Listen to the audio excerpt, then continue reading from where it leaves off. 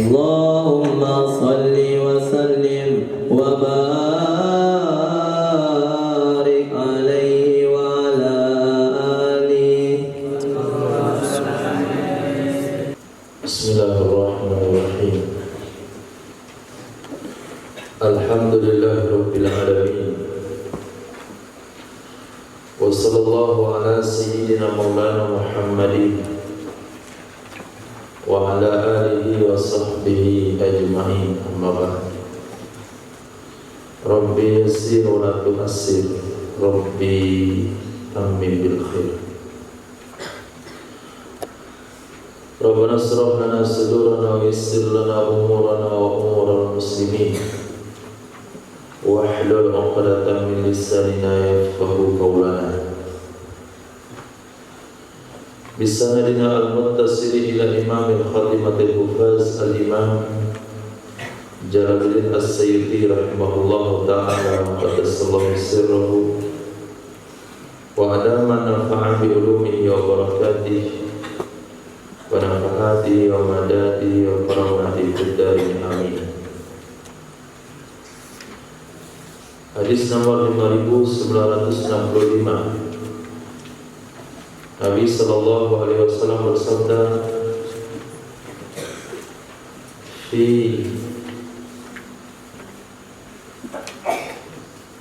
Masjidil Khaif atau Khif, di Masjid Khaif, itu masjid yang ada di Arafah. Kubru, ada kubur sab'ina nabiyan, 70 nabi. Jadi di mana masjid itu dibangun, di bawahnya itu ada 70 kuburan nabi. Kalau sekiranya Wahabi Salafi anti sholat di masjid yang di depannya ada kubur, maka kubur yang punya tanah, kubur ulama setempat, maka dia juga nggak boleh sholat di Masjid Khaif, karena di situ bukan 1-2 buah kubur, tapi 70 kubur para anbiya. Lalu apa maksud dari hadis Nabi SAW yang mengatakan Bani Israel itu dikutuk karena menjadikan kubur Nabi mereka sebagai masjid? Maksud dari hadis itu adalah mereka menyembah ke kuburan itu. Dan sesuatu yang kita letakkan di depan ketika sholat itu bukan berarti menyembah, tapi mereka memahami sesuatu yang ada di depan orang sholat itu menyembah. Sehingga ketika sholat di masjid yang di depannya ada kubur, dia menganggap itu menyembah kubur. Padahal menyembah atau tidak menyembahnya seseorang kepada sesuatu bergantung kepada niat. Ketika seseorang membuat satu posisi ruku, bukanlah berarti dia menyembah benda yang ada di depannya. Tapi ketika dia sholat di belakang maqam Nabi Ibrahim, niat menyembah maqam, maka dia kafir dan murtad. Kalau dia sholat di belakang Ka'bah, di depan Ka'bah, niat menyembah Ka'bah, dia kafir dan murtad. Jadi bergantung kepada niat. Innamal a'malu binniyat. Kalau dia sholat di Masjid Khaif, dia sholat di Masjid Nabawi, dia cari posisi pas belakang maqam Nabi, Sayyidina Abu Bakar, Sayyidina Umar, niatnya menyembah maqam tersebut, dan sesat tadi, murtad. Tapi apabila dia sujud hanya kepada Allah Subhanahu wa Ta'ala, lalu ada benda-benda yang diletakkan di depannya, seperti sutratul musalli. Sahabat kalau sholat itu di belakang-belakang tiang, di belakang-belakang dinding. Wattakhidhu min maqami Ibrahim musalla.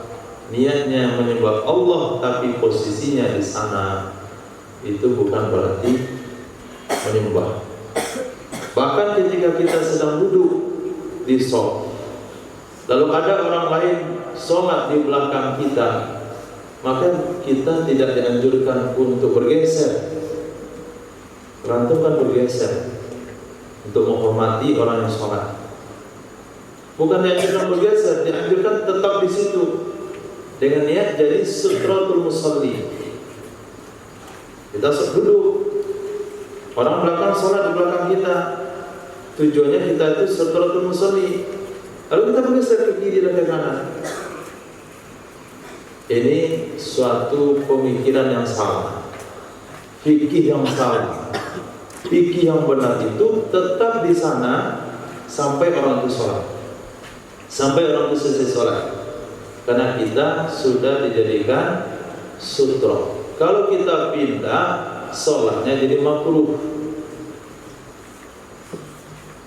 Nah,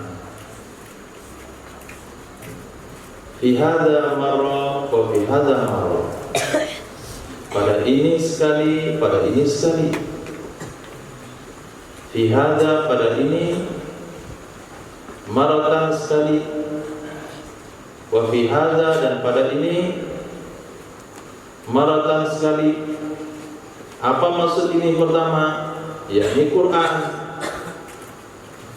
Apa maksud ini? Kedua, yakni syair. Kalau sekiranya Quran perlu, sebelum kita memulai pengajian Rabu malam, kita mulai dengan bacaan Al-Quran. Sebelum kita memulai pengajian Kamis pagi, kita mulai baca Quran. Selepas salat subuh, kita baca Quran. Nanti zuhur, kita baca Quran. Ba'da asar, kita zikir Quran. Sebelum berolahraga pagi ini, kita baca Quran. Sesampai di kolam renang, sebelum berenang, kita baca Quran. Apa yang terjadi? Malal, kebosanan. Maka Nabi bersabda, as-sa'a as-sa'a, kadang-kadang, kadang-kadang. Nah, kadang-kadang dengan Quran. Berikan waktu dan tumpuan dengan Quran Al-Karim ketika jadwal Quran.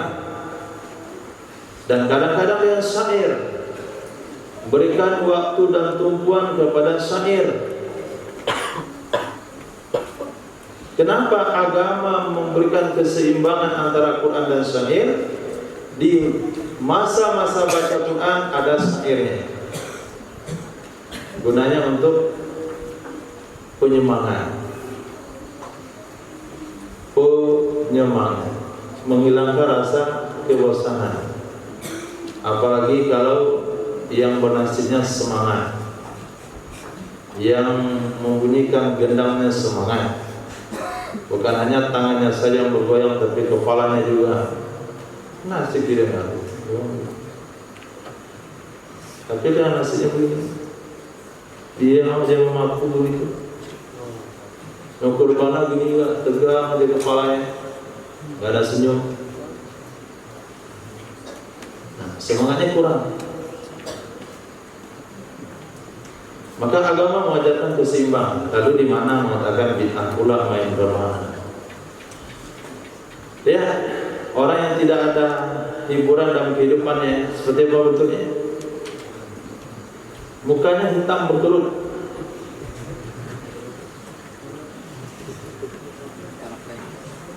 Tidak ada kegembiraan. Dia itu gak boleh memuji Nabi berlebih-lebihan. Nah, itu gak boleh, syair ini gak boleh, syair itu gak boleh. Jangankan syair ini, syair itu, sayyidina saja gak boleh. Sayyidina aja gak boleh. Yang boleh cuma sapi salat Allahumma sholli ala Muhammad wa ala ali Muhammad. Selesai. Kalau model itu apa yang menasibkan?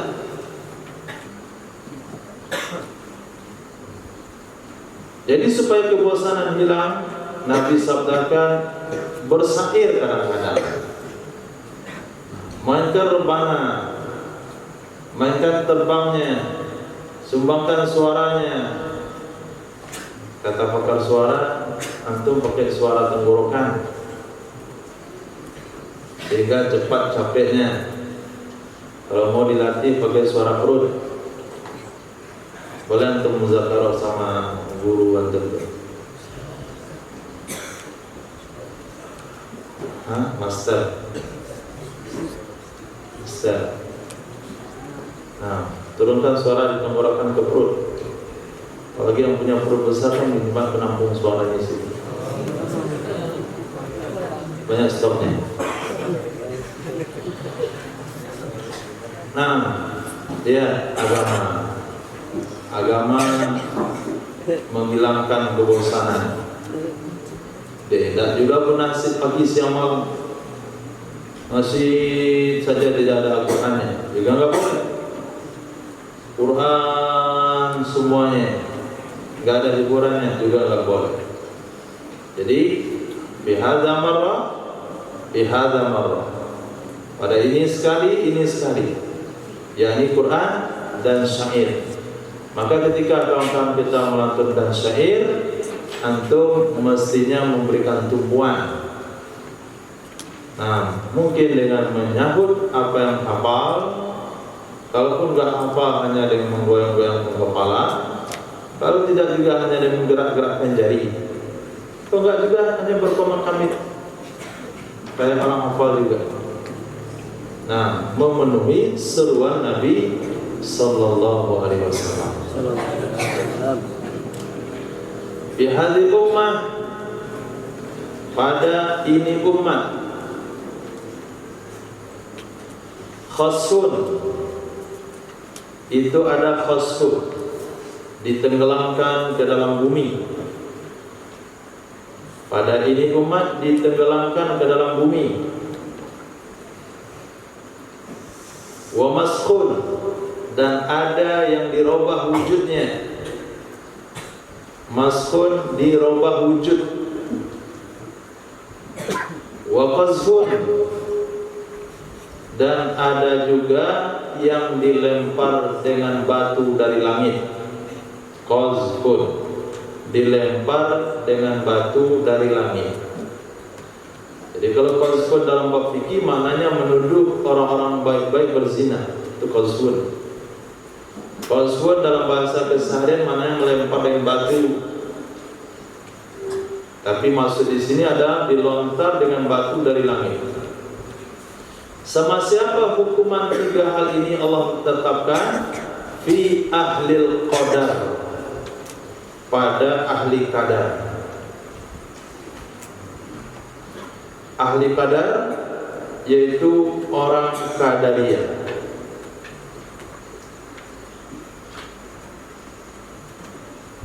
Ahli qadar, orang Qadariyah yang menyatakan dia punya kekuatan dari Allah Subhanahu wa taala.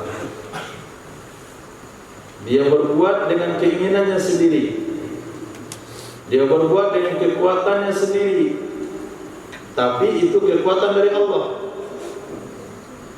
Ini bahasa ahli qadar ini, yaitu di antara bahasa yang mirip dengan ahli qadar ketika mereka mengatakan usaha tidak mengkhianati hasil.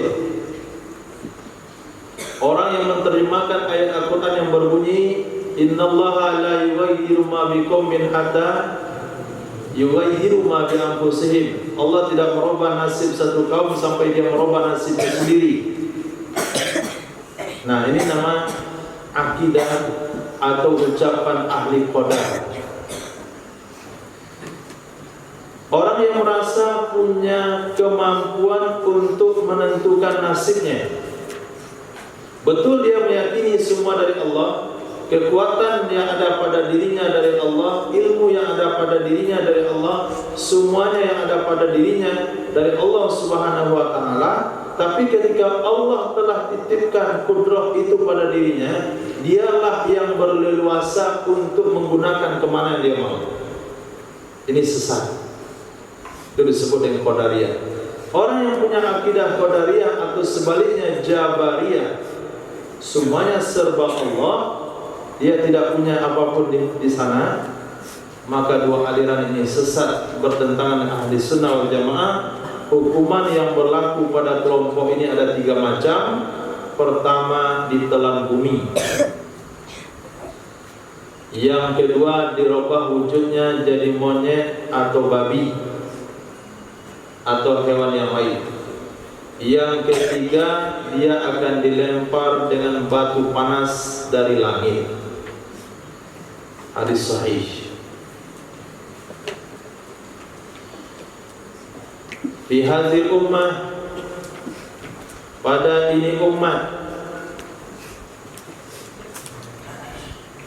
5968. Hadis 5968. Nabi bersabda, fi hadhil ummah, pada ini umat. Umat baginda Rasul sallallahu alaihi wasallam, khasfun. Pada khasfun ditelan bumi, wa maskhun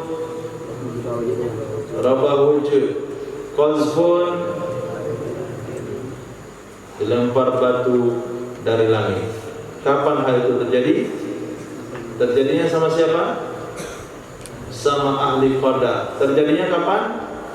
Idza zaharatil qiyanu, apabila telah nampak, telah merajalela perbudakan. Apabila telah merajalela perbudakan, banyaknya budak, wal ma'azif, dan musik, wasuribatil khumur, dan diminumnya khamar, diminumnya miras. Ada pesta, ada mabuk-mabukannya, barale di kampung-kampung ada hidangan minuman keras bagi pemuda-pemudanya.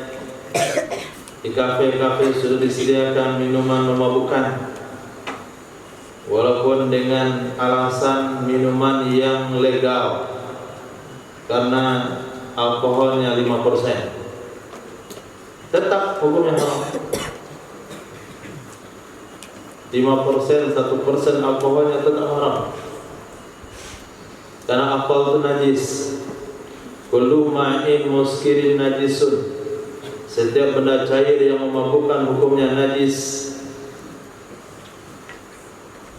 walaupun kadarnya sedikit, walaupun tidak sampai pada tahap memabukkan, tapi punya potensi untuk memabukkan.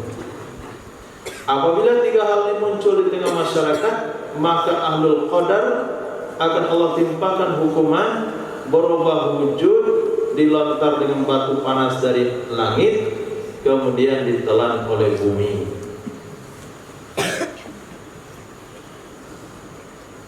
Fima safatis sama, fi pada ma sesuatu, maksudnya adalah tanaman, safatis sama yang menyiram oleh langit. Safat menyiram, sama'u oleh langit, artinya air hujan. Wal anharu, dan sungai. Wal uyunu, dan mata air. Au kana, atau ada ia tanaman, asari. Asari yaitu air yang mengalir di parit. Air yang mengalir di parit, usru itu 1/10. Wafima, dan pada tanaman, sukia yang disiram ia tanaman, bisawani. Sawani itu jamak sania.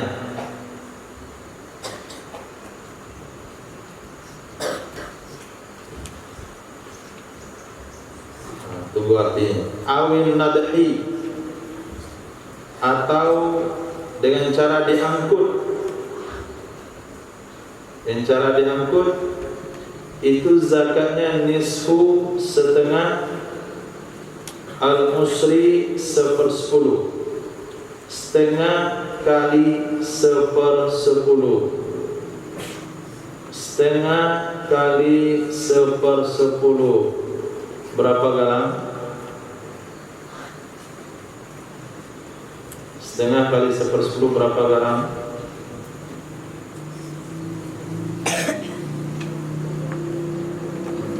Hah? 1/20.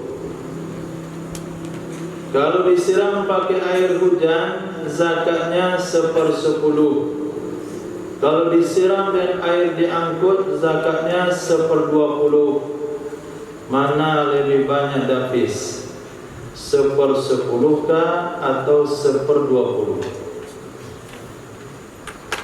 1/10. Zahra, kalau sekiranya totalnya 100, 1/10-nya berapa, 1/20-nya berapa?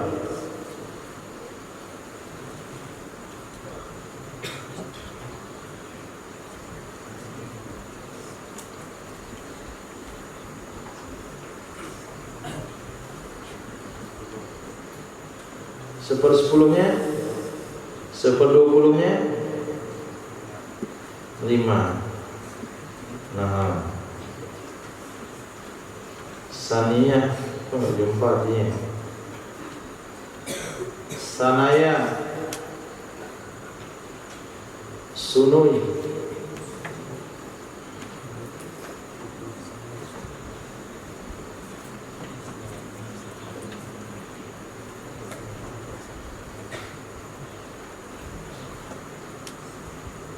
ini tempat kita jual beli mie gulu. Sanaya,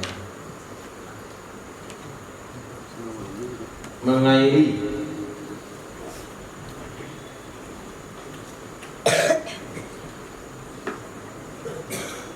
menarik dari sumur. Nah,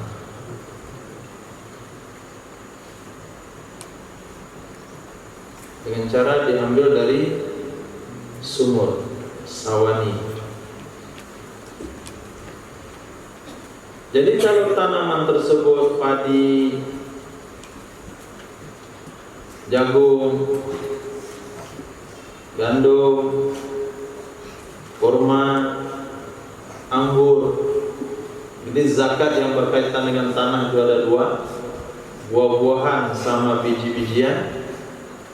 Buah-buahan yang wajib zakat cuma dua, kurma dan anggur. Kemudian biji-bijian yang wajib zakat hanya satu, yaitu biji-bijian yang dijadikan makanan pokok dan bisa disimpan tahan lama. Maka sagu nggak wajib zakat, walaupun sagu makanan pokok. Kenapa tidak wajib zakat? Karena dia bukan biji-bijian. Ubi tidak wajib zakat, walaupun makanan pokok, karena ubi bukan biji-bijian. Jadi syaratnya biji-bijian yang menjadi makanan pokok yang bisa tahan lama. Maka zakatnya 1/10 kalau disiram tanpa biaya, diantaranya air sungai, irigasi, mata air, tada hujan, atau parit. Atau zakatnya 1/20 kalau disiram pakai biaya, diantaranya menyewa mesin dumping, mesin air, pakai kincir yang diputar oleh hewan, diambil dari sumur pakai ember atau pakai mesin, maka zakatnya 1/20. Tapi kalau kincir yang diputar oleh aliran air itu sendiri, maka zakatnya tetap 1/10. Di kincir ada dua, ada kincir yang model diputar oleh hewan, Nah, hewan yang menggerakkan makhluk hidup, atau kincir yang diputar oleh arus sungai. Jadi seperti kincir ditaruh di pinggir sungai, kemudian dipasang itu jari-jari dari kayu. Setiap pojok itu dikasih bambu atau tempat penampungan ember yang lain-lain. Kemudian karena dorongan air dia naik, maka diputarlah lalu ditumpahkan di sebuah, orang dulu buat itu dari batang kelapa atau batang rambio, jadi saluran airnya jatuh sebambu dua bambu ngalir dia ke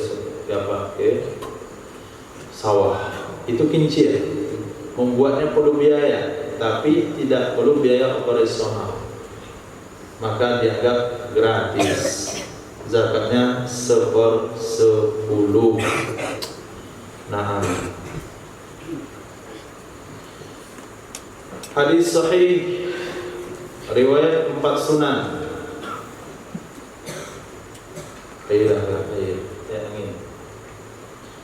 Fihima fajahid, pada keduanya kedua orang tua. Fihima, pada keduanya kedua orang tua. Fajahid, maka berjihadlah kamu. Hima yakni walidain, dua orang tua. Hadis ini diriwayatkan oleh Nabi SAW ketika sampai seorang mujahid siap berangkat fisabilillah. Nabi bersabda, ahayyun walidak, apakah masih hidup orang tuamu atau kedua orang tuamu? Laki-laki mengatakan, ya Rasulullah, bahkan kedua-duanya. Nabi bersabda, fajahid bihima, berjihadlah kalian untuk mereka. Apa maksudnya berjihad untuk mereka? Maknanya berjihad untuk mereka menunaikan keinginan mereka. Apa maksud menunaikan keinginan mereka? Menunaikan keinginan mereka yang sesuai dengan agama.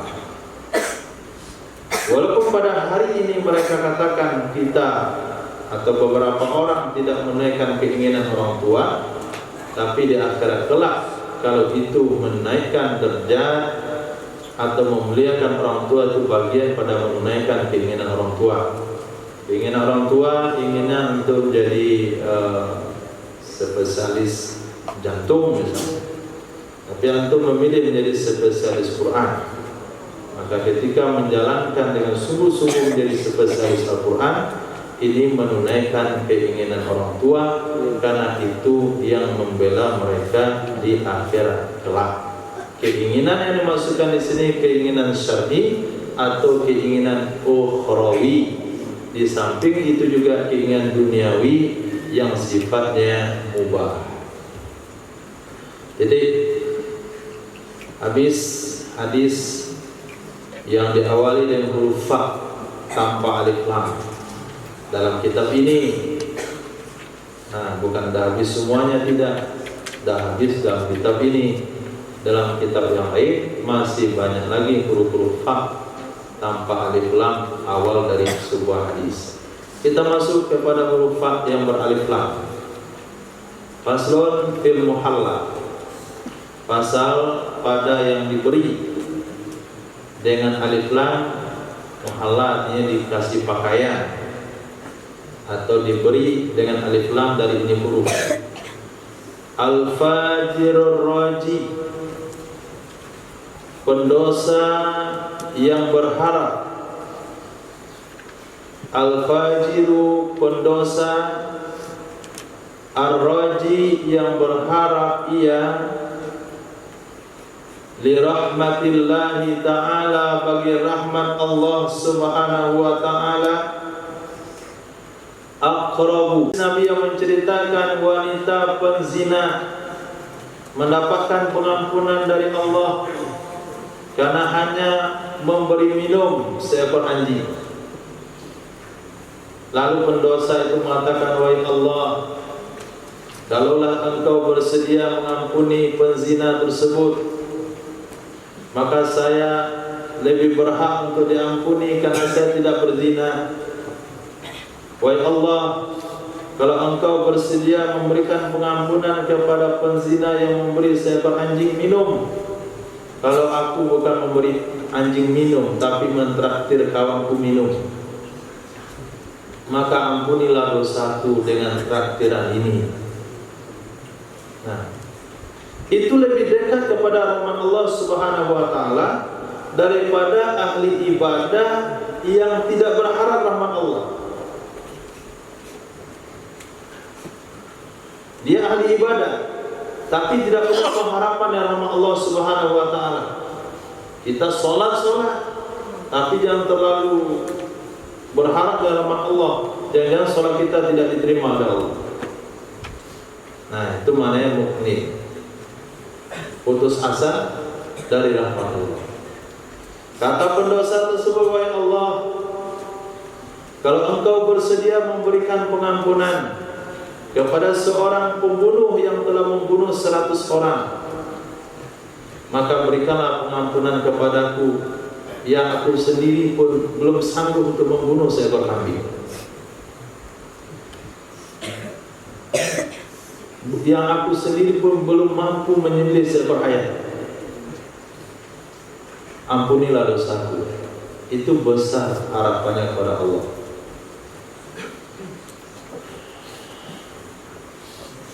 Maka jangan sampai dosa yang kita lakukan menyebabkan kita tidak punya harapan yang Allah.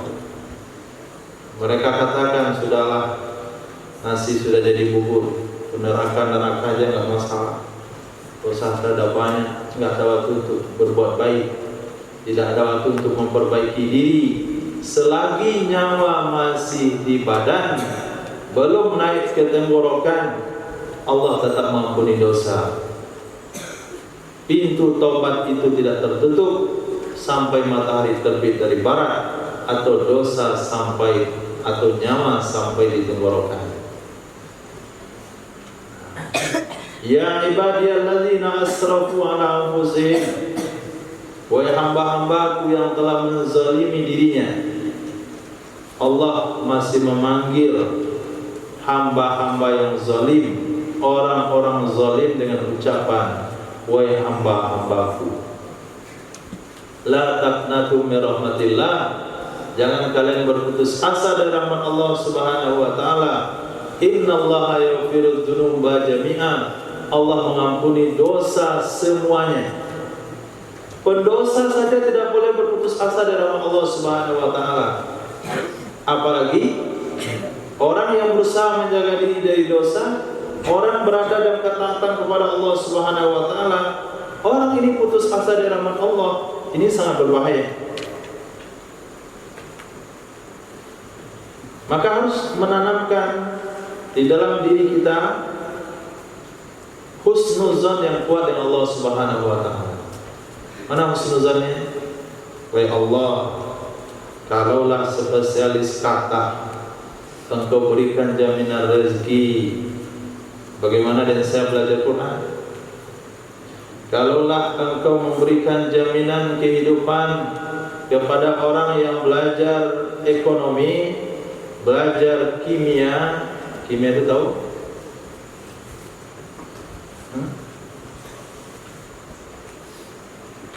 Orang yang belajar ilmu tanah, jadi periksa tanah, orang yang belajar kesehatan hewan, pakar kesehatan ayam misalnya, itu Allah berikan jaminan rezeki. Bagaimana dengan orang-orang yang belajar Al-Quran dan hadis Nabi SAW? Sekarang dia belajar Quran, lalu dia belajar hadis Nabi SAW, lalu suuzon dengan Allah, Allah tidak akan memberikan penghidupan yang baik. Ini berbahaya, sangat berbahaya sekali. Maka harus optimis. Masa orang belajar Quran dan hadis Allah biarkan, lalu Allah berikan perhatian kepada orang yang belajar ilmu umum,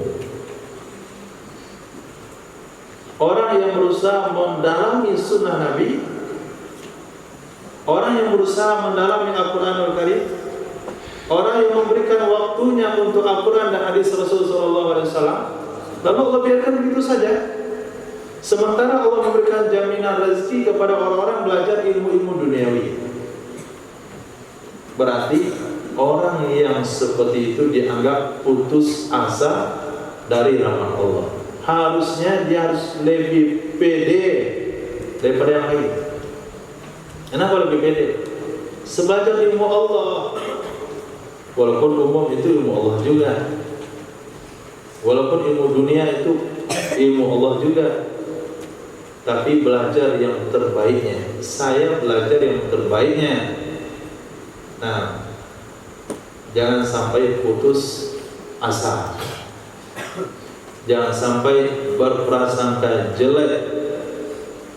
Nah, tanamkan husnuzan yang baik dengan Allah. Ana inda zanni abdi bi. Aku bersama hambaku. Aku memperlakukan hambaku sesuai prasangkanya kepadaku. Bisa dipahami? Nah, fokus. Al-faru minat ta'un, orang yang kabur dari ta'un, lari dari wabah penyakit dari langit. Ta'un kal-fardi minaz zahfi, sama dengan orang lari dari medan tempur. Lari dari medan tempur termasuk salah satu dosa besar. Maka lari dari daerah wilayah di mana di sana ada ta'un, itu juga hukumnya dosa besar. Nabi SAW bersabda, jangan mengantuk. Apabila kamu mendengar ada ta'un di suatu tempat, maka janganlah kamu masuk ke tempat tersebut. Apabila kamu berada di tempat tersebut, maka janganlah kamu keluar. Wasabiru fihi, orang yang bersabar padanya ta'un. Orang yang bersabar padanya ta'un, kasabiri fi zahfi, sama dengan orang yang sabar di medan tempur. Jadi sahih riwayat Imam Ahmad bin Hanbal.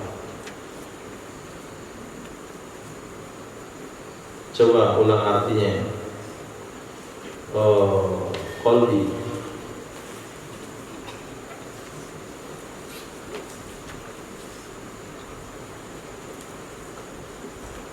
Orang yang kabur dari ta'un, sama seperti orang yang lari dari tempur. Dan orang yang sabar pada ta'un, sama seperti sabar pada perang. Alhamdulillah. Lanjutkan terjemahan berikutnya, Andre. Hadis di bawahnya.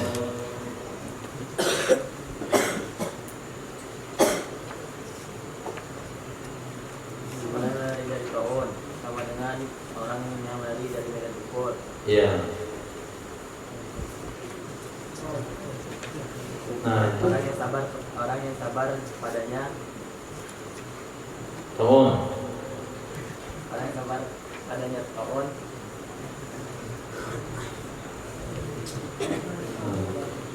Itu belum diterjemahkan ini.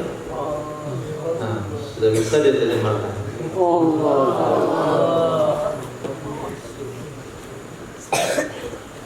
Kalau tidak suruh terjemahan, nggak bisa juga ngulang. Andre belum terjemahkan, nggak bisa diterjemahkan.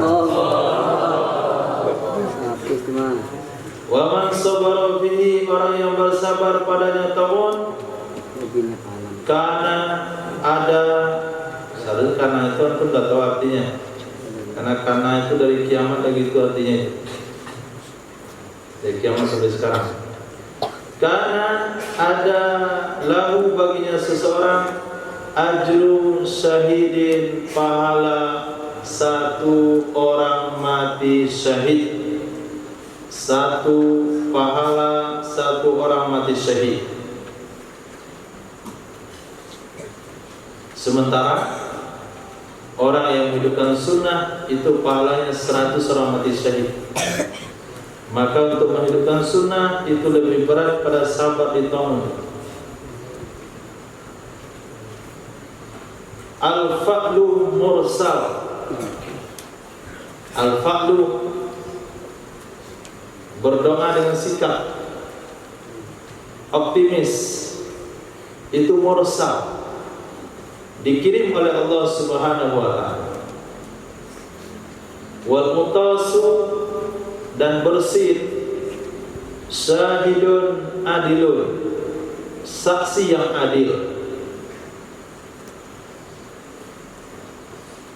Nah,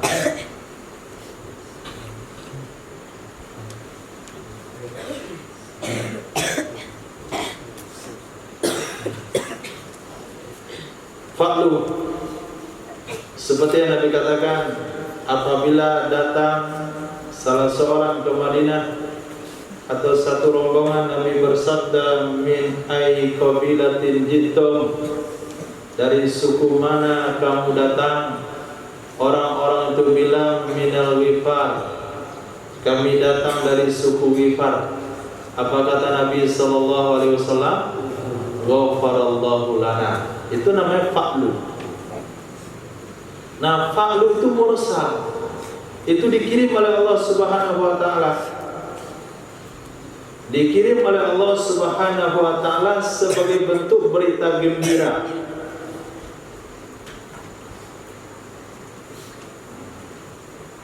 Maka memberi nama usaha yang mengandung doa itu bagian daripada fa'lul hasan.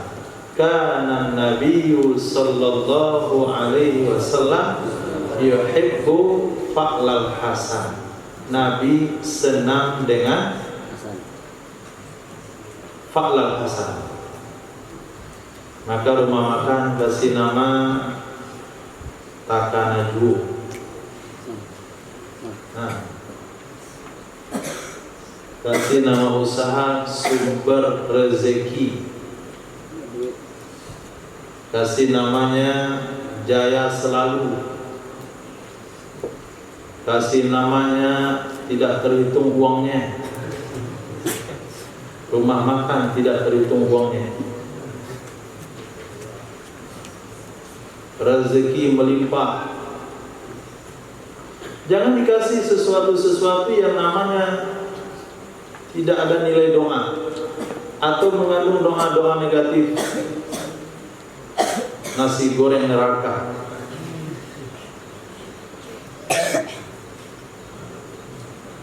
Nah, rumah makan hantu. Karena fi'lal hasan. Nah, begitu juga kalau sekiranya ada obat-obatan, ada minum-minuman, itu kasih yang ada fi'lal hasannya. Pilih dari minuman itu yang ada mengandung doa. Begitu juga naik mobil yang mengandung doa. Di antaranya transport selamat. Mudah-mudahan selamat dengan mobil itu selamat. Kamu datang sini naik mobil apa? Mobil selamat. Mobil sampai di tujuan. Tapi jangan mobil apa itu? Merek mobilnya gerobak dorong. Kalau hambat nyampainya itu pesawatnya Adam air, innalillah. Apa jadinya? Hah? Di mana pesawat Adam air sekarang? Itu gulung tikar usahanya. Kenapa? Karena tenggelam ke dalam laut. Tapi dulu ada pesawat namanya Merpati. Alhamdulillah bertahan lama. Karena dia Merpati mau terbang. Nggak ada Merpati itu mendarat jatuh, itu nggak ada. Nah, Merpati itu yang bisa terbang dan mendarat waktu cepat itu Merpati. Boleh Merpati? Pas dekat untuk kasih makan lagi. Udah mau dekat, ditangkap kaki saya. Langsung dia terbang. Gak perlu dia pakai landasan jauh dulu, persiapan tuh enggak, otomatis saja. Itu sesuatu yang belum dipelajari oleh teknologi. Bagaimana pesawat itu dinyalain langsung terbang, nggak pakai loading lama, merpati. Nah, khair itu fi'il hasan dan bersih saksinya, bersih saksi yang adil. Kayaknya kita untung besar sekarang nih, asyim. Nah, betul itu untung besar, pasti untung besar. Kenapa? Karena bersih itu adalah saksi yang adil dari Allah Subhanahu Wa Taala. Bahasanya apa yang kita ucapkan itu benar. Maka seringlah mengucapkan perkara-perkara yang baik dan seringlah bersih.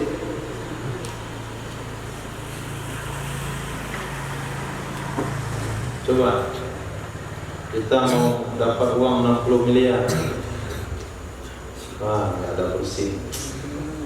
Sebentar lagi ada uang 60 miliar,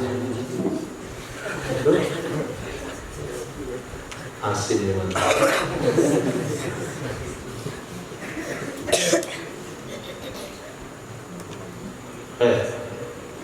Al-fitnah nadimatun. Fitnah itu sudah tidur. Nah, fitnah itu sudah tidur. Angkat kepala. Oke. Jangan yang tidur bilang fitnah. Betul, fitnah juga. Fitnah itu sudah tidur. La'anallahu man ayqadhaha. Mengutuk oleh Allah Subhanahu Wa Taala akan seseorang yang membangunkan ia akannya fitnah, yang membangunkan ia akannya fitnah. Misalnya fitnah yang terjadi di antara pekerja dakwah.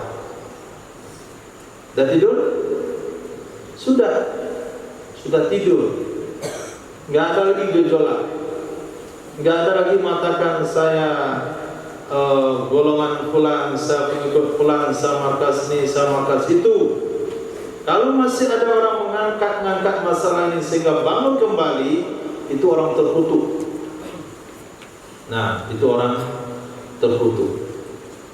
Maka kalau nanti anda dengar bayang masih orang bicara itu, jangan dengarkan, langsung aja makan.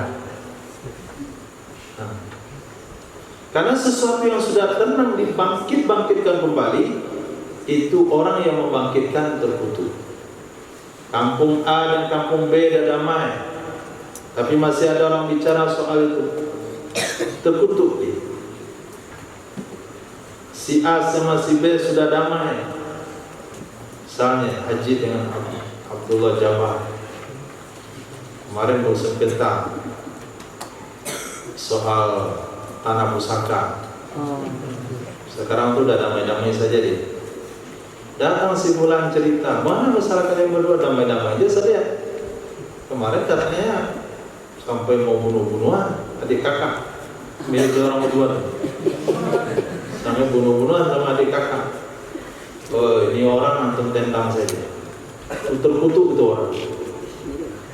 Nah, permasalahan yang sudah tenang, tidak lagi gejolak di tengah masyarakat, baik pada fitnah yang terjadi antara individu dan individu, kelompok dengan kelompok, negara dengan negara, organisasi dengan organisasi, apabila dibangkitkan kembali menyebabkan perpecahan, itu orang dikutuk oleh Allah Subhanahu Wa Taala, karena Allah tidak senang dengan perpecahan. Berdiri.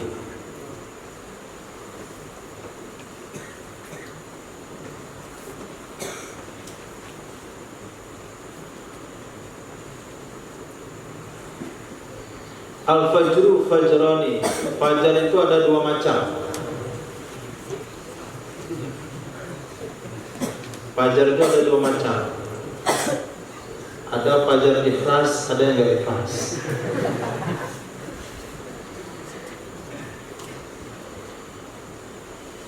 Fajrun Pertama adalah fajar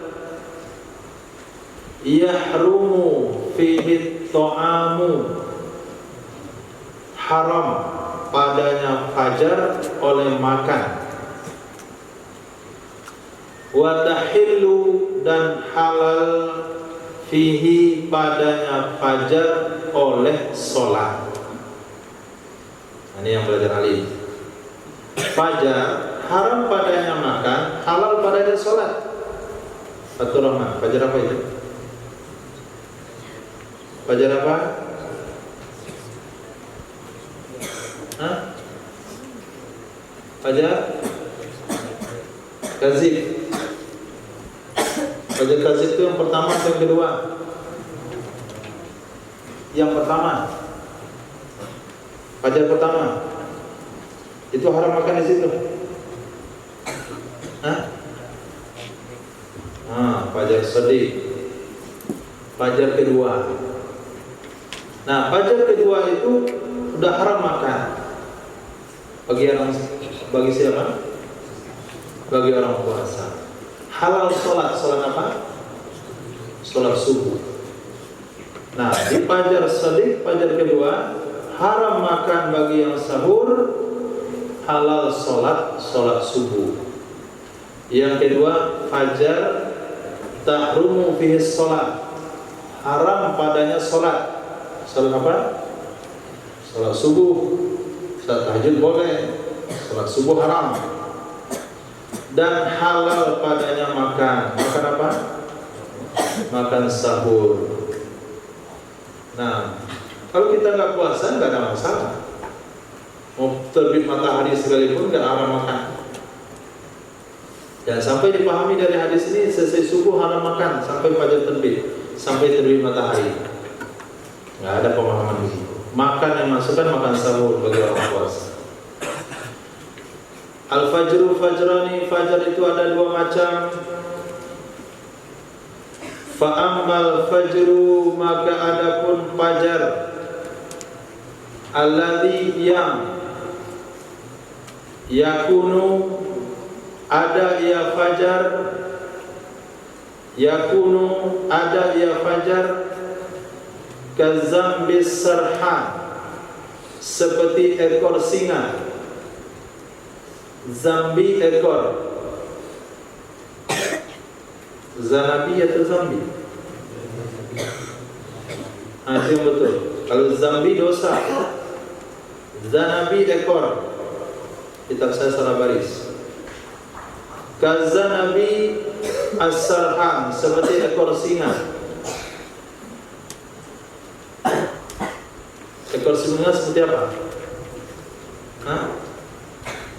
Ekor singa seperti apa? Ekor singa seperti apa? Di Bukit Tinggi ada singa. Seperti apa ekornya? Berdiri lurus. Lurus ekornya. Jadi fajar yang lurus, tegak. Nah, fala yuhillus sholata, maka tidak menghalalkan ia fajar tersebut akan sholat. Sholat di situ maksudnya sholat subuh. Tidak menghalalkan sholat subuh, artinya waktu sholat subuh belum masuk. Bukan tidak menghalalkan sholat semua sholat. Witir masih halal, tahajud masih halal, tapi tidak menghalalkan sholat, yaitu sholat subuh. Wala yuharimut ta'am, dan tidak mengharamkan makan, yaitu makan sahur bagi orang puasa. Tetap saja boleh makan sahur. Maka Nabi SAW bersabda, janganlah kalian terhalang makan oleh azannya Bilal, karena Bilal itu azan ketika fajar shadiq belum terbit. Makanlah kalian sehingga terdengar azannya Abdullah ibni Umi Maktum. Itu kata Rasulullah SAW. Wa ammal ladzi, adapun fajar yang, alladzi itu kata ganti. Adapun fajar yang yadhabu, yang datang ia, atau yazhabu yang pergi ia, mustatilan al-kadang membentang, fil ufuki pada kaki langit. Dia bukan tegak kayak ekor singa, tapi dia membentang, memanjang, horizontal, fil ufuki pada kaki langit. Fa innahu, maka sesungguhnya fajar itulah yuhillus salata, yang menghalalkan salat subuh, wa yuharrimut ta'ama, dan mengharamkan makan sahur.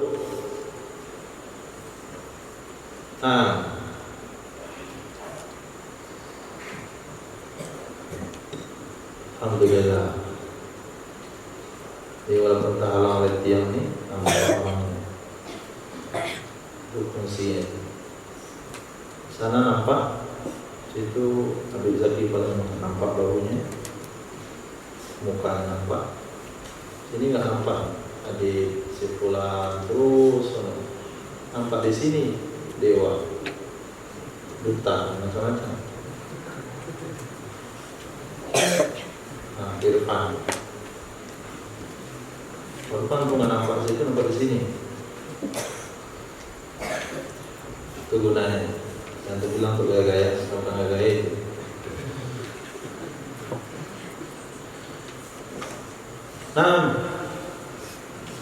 Itu bicara salat fajar, hadisnya sahih.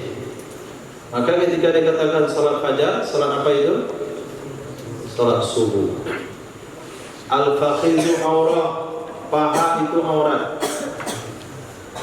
Yang masih pakai celana pendek, tulis hadis ini di paha, untuknya maaf salah. Tulis hadis ini di kepala. Paha aurat.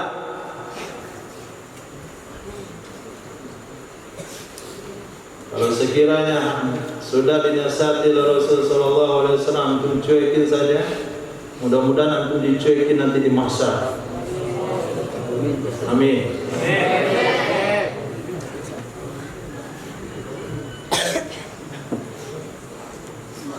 Sekarang memang katakan saya bebas bersikap yang hadis Rasul, nggak ada yang maksa. Oke, nggak ada masalah. Memang tidak semua kehidupan ini terpaksa, tapi perlu menjadikan pertimbangan di akhirat kelak. Kalau hari ini tidak memberikan perhatian kepada hadis Nabi, tidak memberikan perhatian kepada sunnah Rasul, maka yang dikhawatirkan Nabi nanti tidak memberikan perhatian kepada kita di akhirat kelak.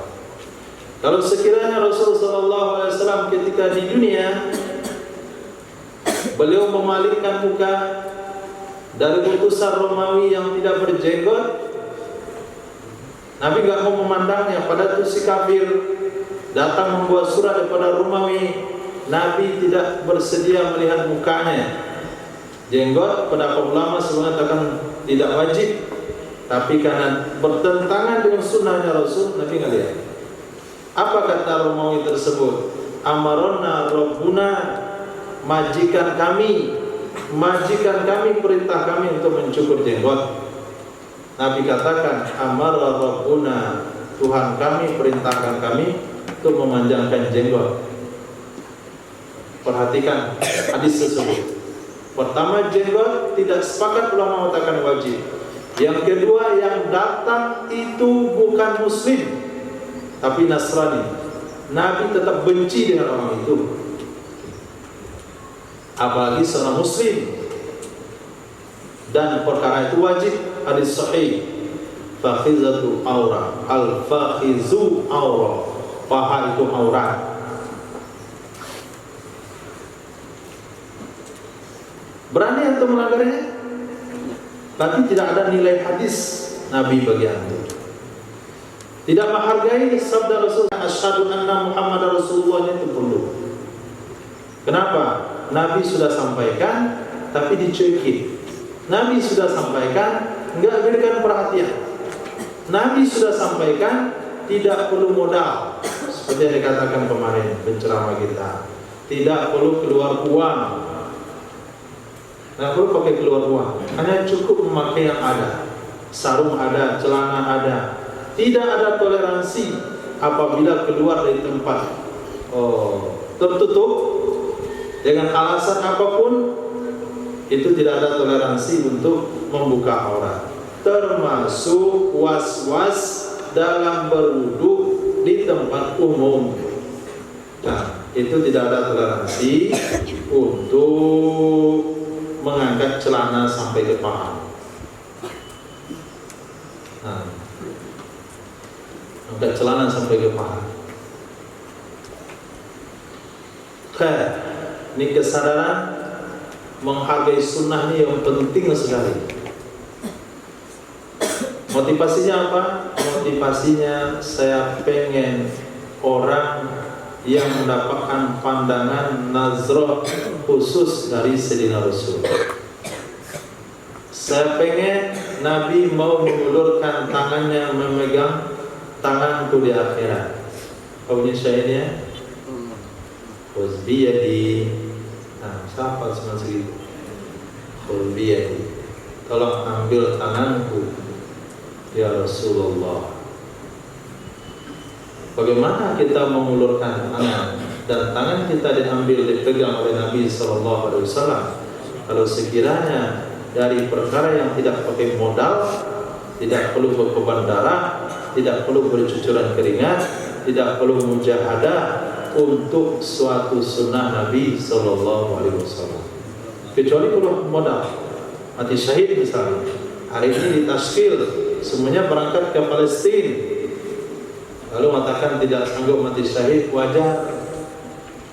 Kenapa? Gak punya kemampuan, gak punya kepandaian. Bunyi senapan langsung mencret. Tapi kalau soal buku hari Jumat hanya modal potong buku saja, tidak pernah mendengarkan sautan Nabi, nggak peduli dengan aturan ini hari Jumat ya. Ini sunnah Nabi kepada saya, perintah Nabi kepada saya harus memotong buku sebersih-bersihnya. Kita tidak memberikan tanggapan, berarti kita mencueki Nabi Sallallahu Alaihi Wasallam. Berdiri.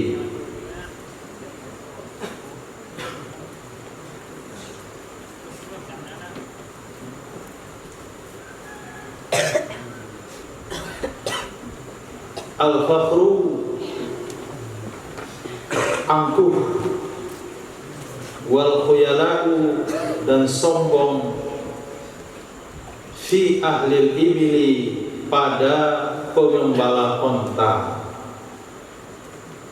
fi ahlil ibili, pada pemilik onta, was-sakinatu, dan tenang. Sakinatu tenang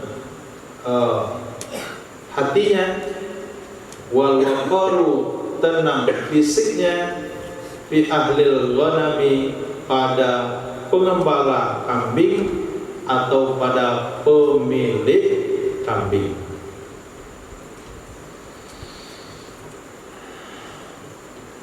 Nah, sakinah tenang batin, waqar tenang fisik.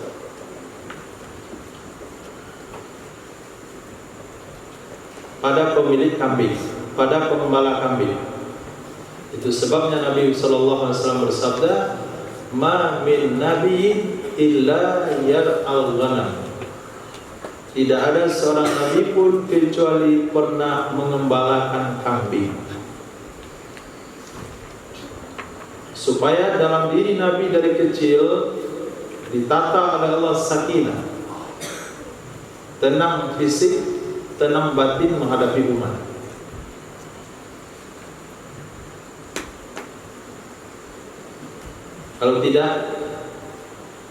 Kalau tidak dilatih dari awal, mungkin susah menghadapi umat. Nabi Musa alaihissalam sebelum dakwah ke Fir'aun mengembala kambing 10 tahun. Mengembalakan kambing 10 tahun. Sayyidina Muhammad mengembala kambing di usia 7 tahun. Nabi Shu'aib mengembala kambing. Nabi Ibrahim mengembala kambing. bahkan bersedia mengorbankan kambingnya demi satu puji-pujian kepada Allah Subhanahu wa taala. Hadis riwayat Imam Ahmad bin Hanbal. Tapi kalau ngembala unta, orangnya jadi angkuh, kasar. Kenapa? Karena biasa bertindak keras. Unta kalau nggak mau dia bangun, kita tendang saja nggak ada masalah.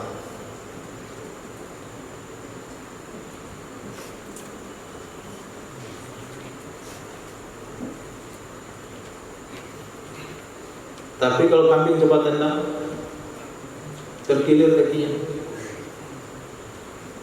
Kambing diseret, nggak mau berjalan, nggak mau jalan. Kalau unta diseret nggak mau berjalan, antum buat apa? Ambil ranting kayu dipecut supaya dia berdiri. Tapi kalau kambing nggak mau berjalan, digendong. Nah, bukan dipecut, digendong. Nah, ya supaya Rasul itu bisa menanamkan kasih sayang kepada umat, bisa menghadapi umat dengan kasih sayang. Itu mana as-sakinah wal waqaru fi ahlil ghanam. Al-firaru minat ta'un kal firari minaz zahfi. Lari dari ta'un sama dengan lari dari medan perang. Al-firdausu,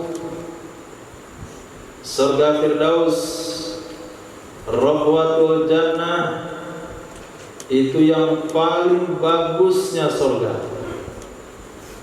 Wa a'laha, dan yang paling tingginya surga. Wa awsatuha, yang paling mewahnya surga. Wa minha, darinya Firdaus, tufajjaru anharul jannah, dialirkan sungai-sungai surga.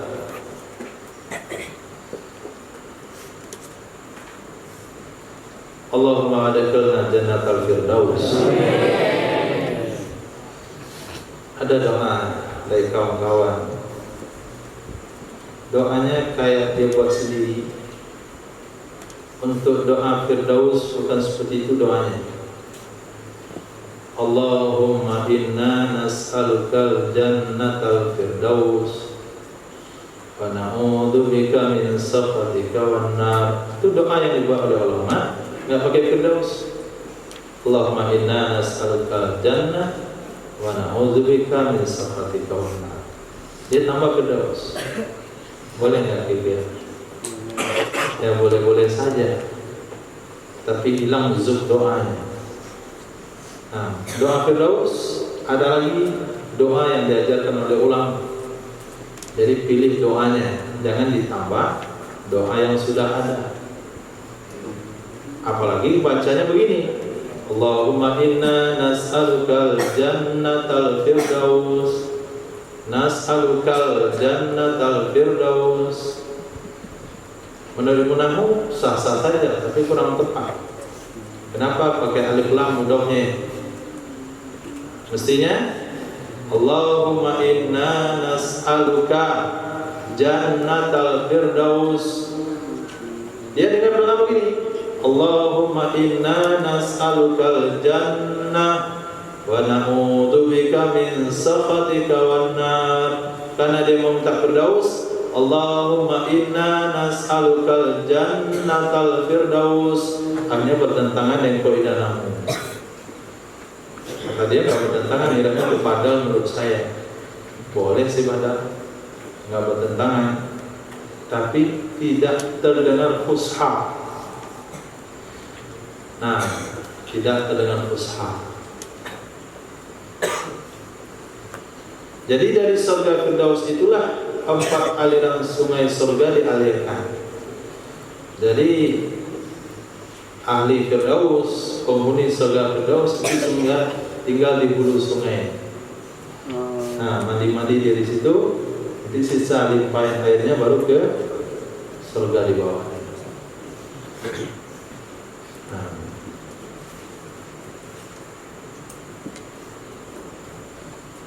Terakhir, al-faridah fil masjid wa tatawwu fil bait. Salat fardu di masjid, salat sunat di rumah. Faridatu fil masjid, salat fardunya di masjid, at-tatawwu fil bait, salat sunatnya di rumah. Cukup, insyaallah.